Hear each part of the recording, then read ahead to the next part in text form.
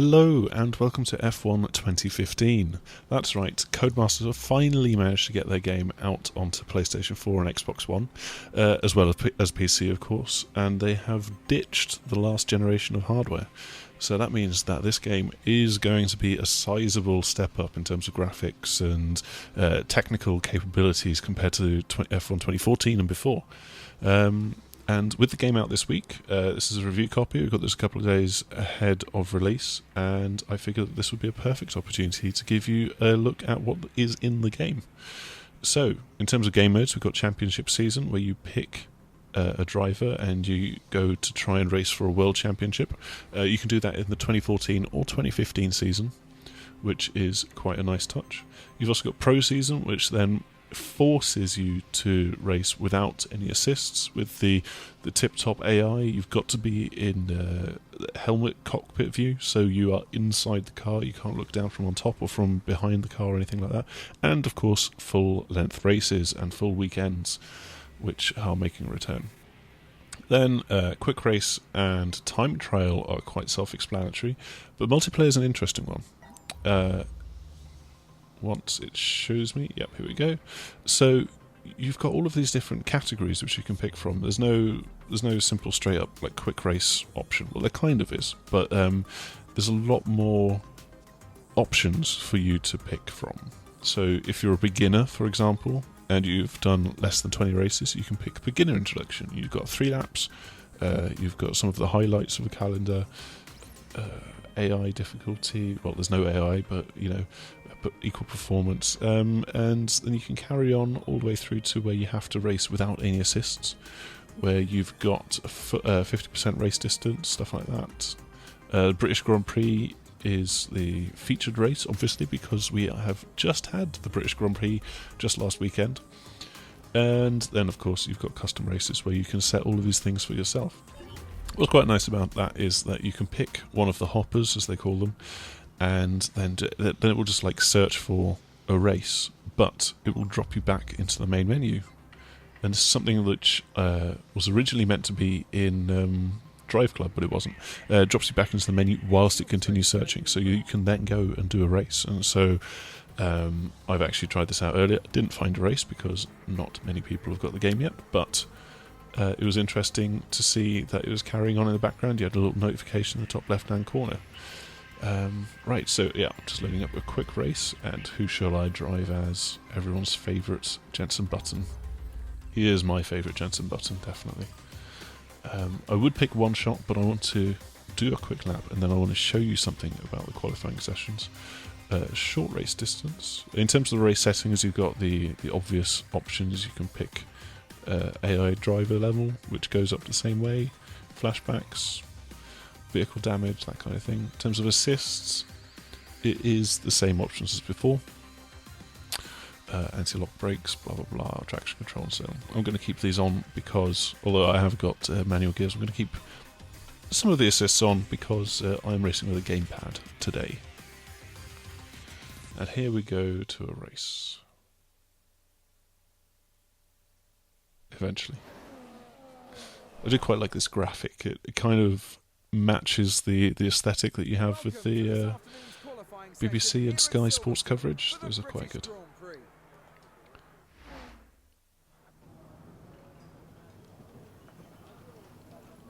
Right, so here I am in my garage. One nice touch is, wants to do car setup. Well, it's on a tablet computer. Although I'm not entirely sure how you would go about interacting with the tablet through those gloves. Now you can just pick a default, or you can then go in and change all of the bits and pieces that you had before. You can then go and look at this. What's nice is that you actually have a live TV feed, which I will show you in a little while because no one's out on track yet. I'm going to go to track, just head straight onto the flying lap and see what I can get this car to do.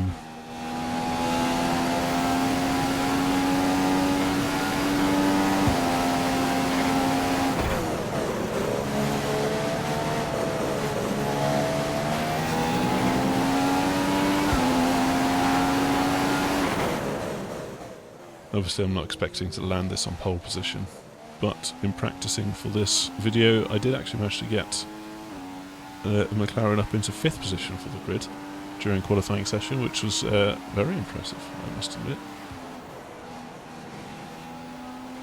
You would not expect to see a McLaren up there, and here come the other cars, because the AI don't cheat, they don't go straight onto flying laps, you see.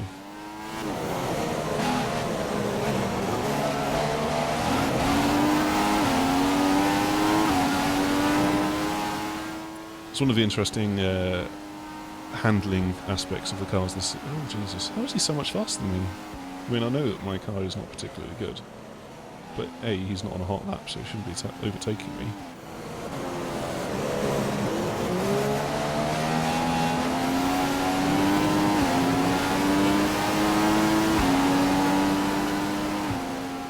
Yeah, one of the interesting, and my DRS open as well. One of the interesting characteristics of his car this year is just how slidey the back end is. Oh, what are you doing, NASA?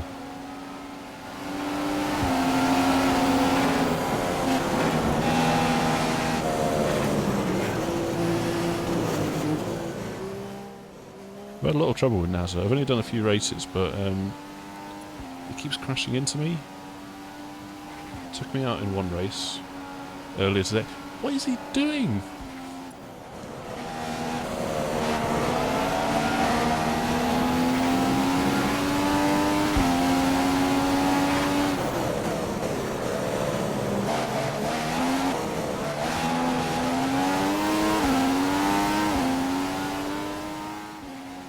Oh, ran it a bit wide, but there we go, fastest lap. Right, now you can overtake me. God. Right, return to garage. Because I want to show you this very nice feature. So go to the live timing screens. And, okay, I can't make this full screen. I wish I could actually make it full screen and have the whole overlay and just like, you know, a nice border. But I can view everything that's going on with these cars. So I can see maybe what someone else's racing line. Switch different car. Nico Rosberg is going to have a terrible qualifying lap because he's just following, it's either Raikkonen or Vettel around. But yeah, I quite like that feature. It's a very nice one. It was one of the nice touches in this game. So, with that done, retire from session. Yes, I'm fine. I'm fine. I'm more than happy with my position. There we go. 9th. Not bad for the McLaren this year.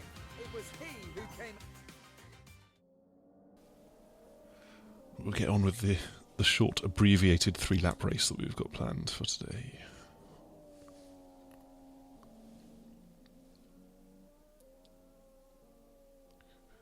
You can tell it's loading because the bokeh is stuttering across the screen.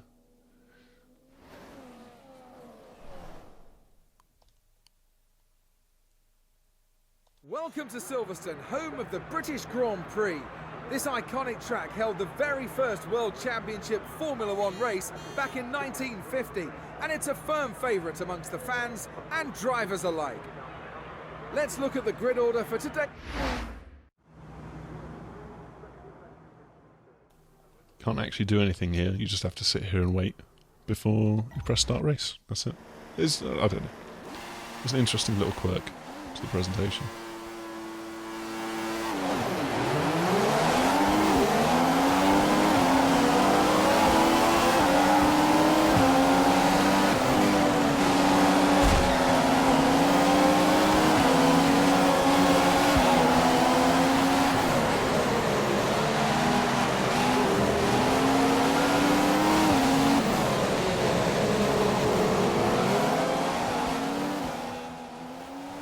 Very slidey out the corners, these cars.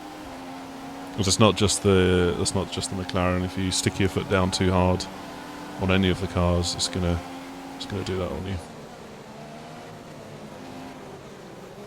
So now the AI's problem is that going down that straight, that's all I'm going to do. I'm just going to go straight up the inside again.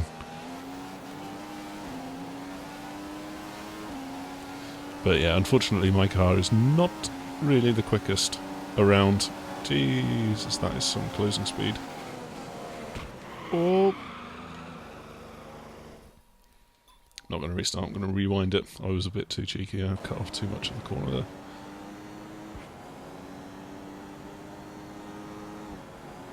Actually, this is a good opportunity just to... there we go, I'll start from there. But yeah, you can switch between cars, and you can change cameras as well, and then you can look around. It's very nice, actually.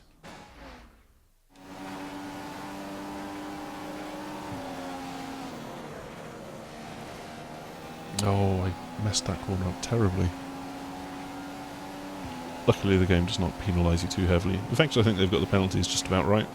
As in, next to none of them.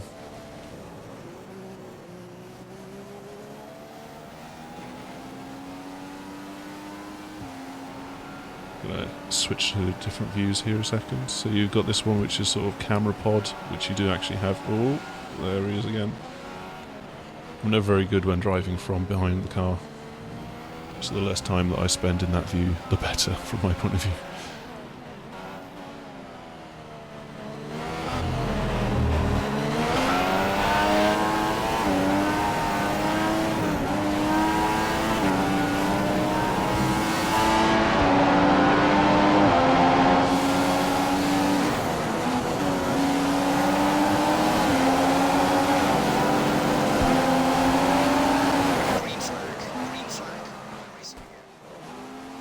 Oh, I think Grosjean just hit me.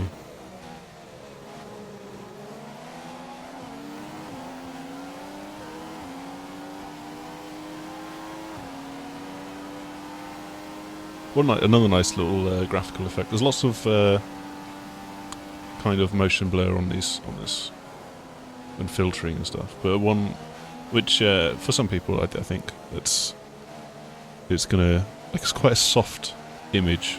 Which is, it means that it's always, you don't have any jagged edges that I can see really, and it's a very smooth, but a bit soft image. But one thing that I quite like is the little heat haze which you have off the back of the cars. I like that effect, it's a good one.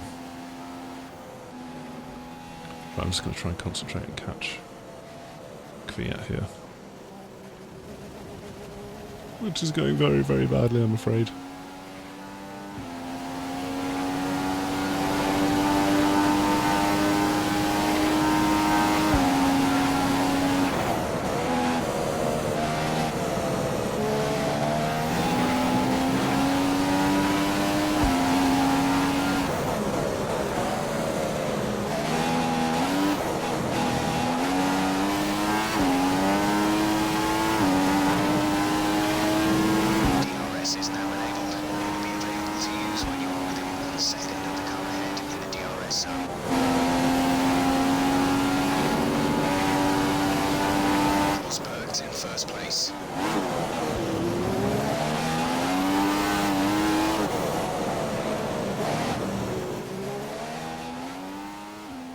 Right, okay. Now that we're getting to the straight, I'm going to show you some of the in-game menus. On the D-pad you've got options for the car. Whoa there. Oof. I think I want less downforce, to be honest.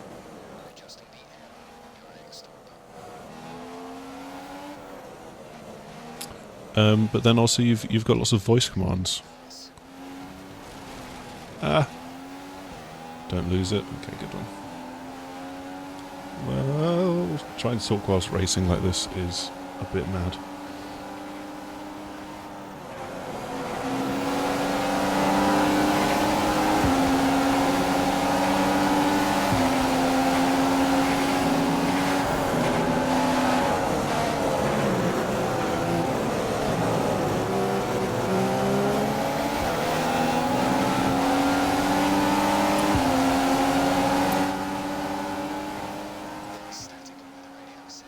Yeah, so on I can use voice commands and do some of those commands there, like ask for how much fuel I've got left, or if I want to box that lap, that kind of thing.